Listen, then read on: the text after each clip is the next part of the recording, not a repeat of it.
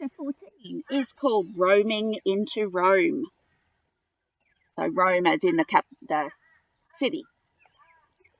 There was an atmosphere of nervous suspicion amongst the passengers on the night train from Paris to Rome, so much so that it overshadowed the excitement that Leo might otherwise have felt about travelling across Europe.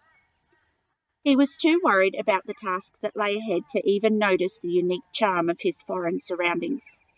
In the carriage around them, Leo and Abby saw people staring in disbelief at their phones, gawking over footage of the random wild animals streaking through the cities of Europe, galloping along footpaths, scurrying through hotels, shopping malls, restaurants, and cinemas.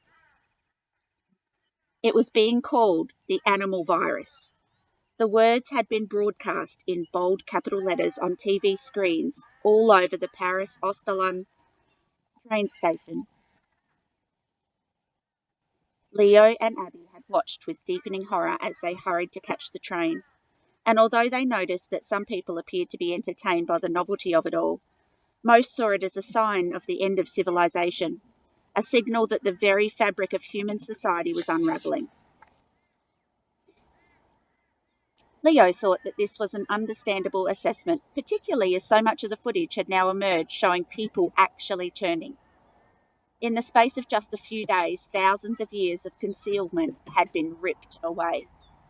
And Leo was at the centre of it all.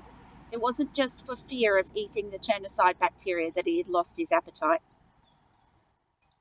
It's the GC work, said a loud American voice across the aisle. Leo looked up and saw a large balding man eating from a packet of potato crisps as a woman sat beside him and read the article entitled, "Is This the Infection to End Humankind?" on a tablet. The man looked over at Leo. "No question about it, kid. GC for certain," he said. "GC?" said Leo. "Gun Confederation," whispered Abby. "It's an American thing." "Answer me this," continued the man. "What better way to convince the government that everyone needs to carry a gun than to live in fear that the person next to you is about to transform into a big game animal? Everyone needs to be armed now. Can't have people suddenly becoming crocodiles or alligators in the middle of Walmart and expect everyone to stand around and be happy about it." "Oh, shush, Earl," said the man's partner. "It's all a big hoax, you'll see. Probably one of those TV shows that does clever pranks. Someone will come out and explain it all. I bet you it's one of those famous magicians, like the ones we saw in Las Vegas, who do tricks with the white tiger." The man took another fistful of chips and muttered something about humans being hunted down for sport. The rest of the journey was punctuated by many overheard conversations like this, as the passengers around them tried to process more and more startling reports emerging from all over Europe of people transforming into animals. Leo could not sleep. He found himself studying the faces of his fellow passengers, wondering if any of them might be turners, fearing that they too might turn without warning. He thought back to the night he had seen Abby turn for the first time. It had been devastating to discover that everything he thought he knew about his place in the human race was completely wrong. He had been shocked that night his dad had explained that he did not belong to the same species as his classmates, and that he would have to keep his secret hidden at all costs. Now, Clement Gonzalez's turnicide bacteria had changed everything. It was no wonder that people were freaking out. He understood also why Miss Lachlan had not come with them to help find Gonzalez. She had explained that with her peculiar and unchangeable appearance, she could not risk being seen by anyone while Plan 275 was exploding in front of the world, and that she would have to remain hidden underground. Not that Leo felt he could fully trust her, only enough to take her word that Rome was the place to search. The sky was pink with the glow of dawn as the train pulled into a station. A gang of shaven-head teenagers dressed in football jerseys pushed their way through the doors in the front of the carriage.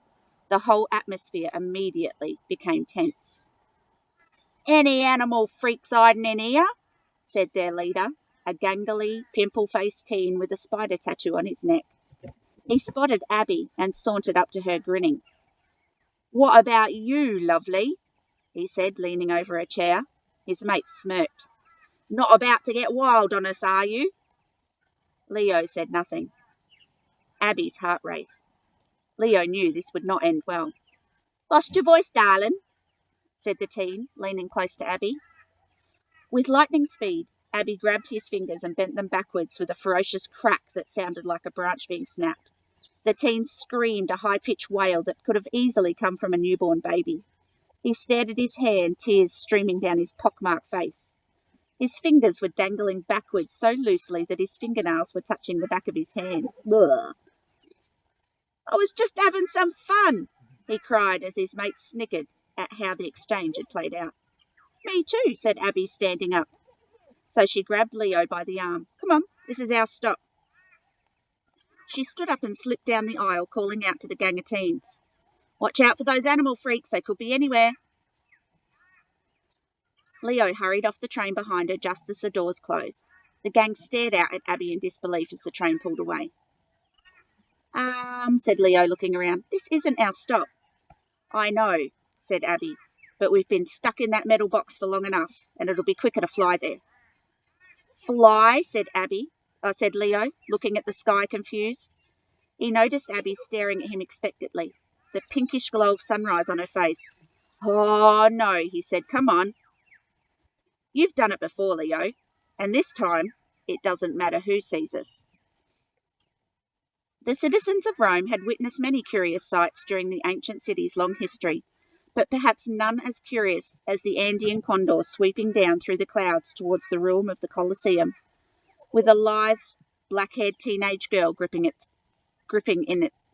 onto its back. The mere presence of an Andean condor was in itself a peculiarity, given that the enormous bird is a native of South America.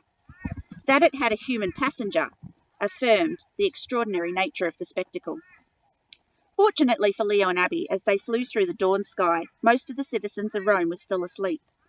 Those who were awake were glued to their TVs and phones, desperate to see more of the startling news stories about the so-called animal virus sweeping through Europe.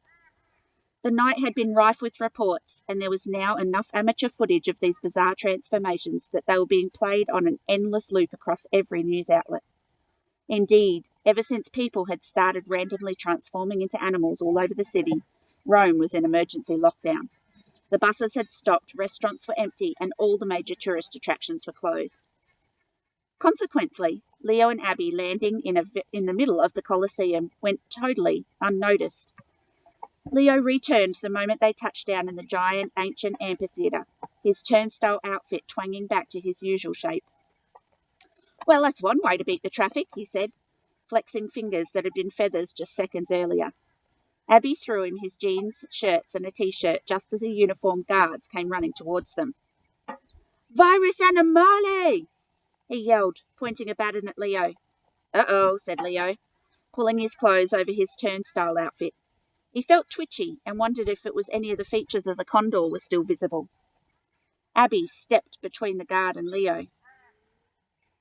Questo razzico ha il virus animale, yelled the guard, which roughly means, this boy has the animal virus. It was clear that the guard had just seen them land and had no intention of letting Leo go free. He tried to push past Abby.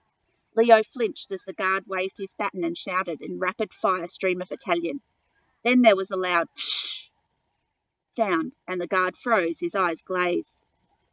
I knew this would come in handy, said Abby, studying the bottle of memory-erasing perfume she'd just sprayed in the guard's face. And at least he'll smell good, said Leo. The guard's eyes came back into focus as he glazed. And he gazed at Leo and Abby with a look of utter confusion on his face.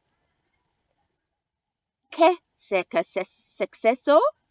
The man muttered, scratching his head.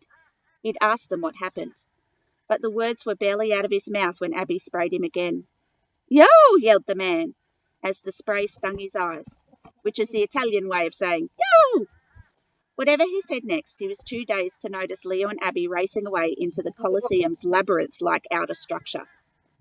The ancient Romans used to fight animals here, Abby said, when they'd left the guard far in their wake. Gladiators, more than 9,000 animals were killed during the inaugural games.